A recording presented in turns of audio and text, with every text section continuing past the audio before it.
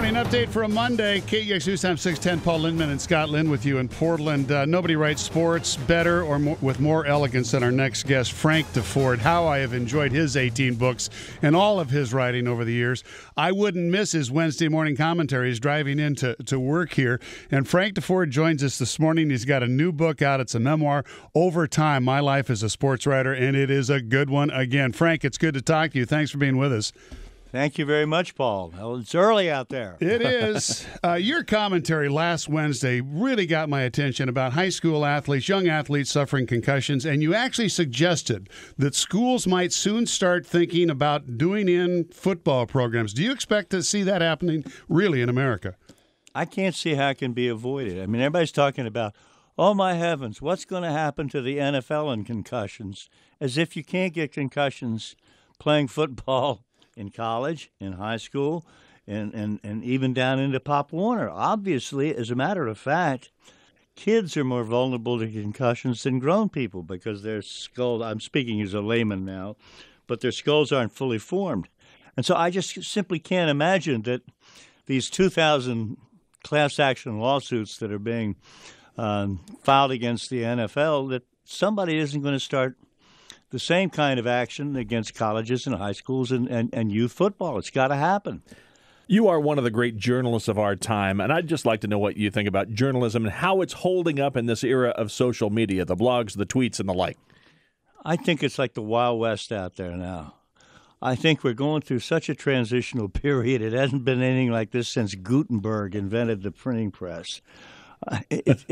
Nobody knows what's going to happen to journalism in 5 or 10 years, except I do believe that there's always going to be this just absolute craving demand for news, and that somehow people are going to figure out how to make money out of news the way that they did many years ago. So print is going to survive.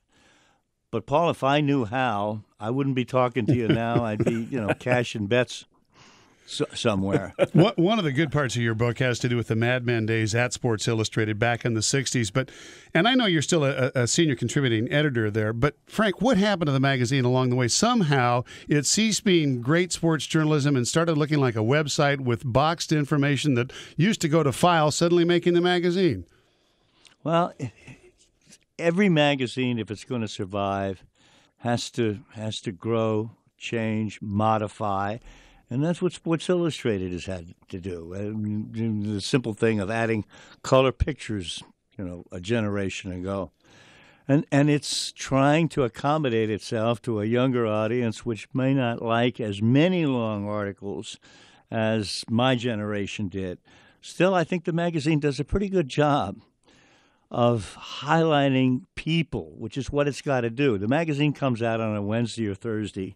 Nobody wants to read an account of a game that took place on Saturday, 5 days later. Things move too fast now.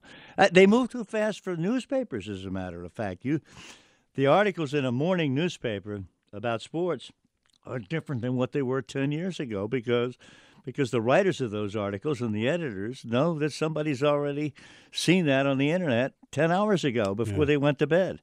So everything has changed. It's a complete flux right now in journalism, and we'll find out. Things are going to sort themselves out. But, Paul, there's too many blogs. Careful, because Scott just finished his blog about you.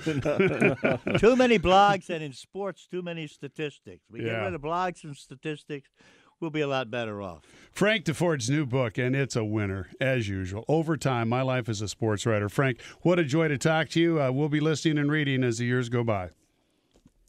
Thanks very much, Paul.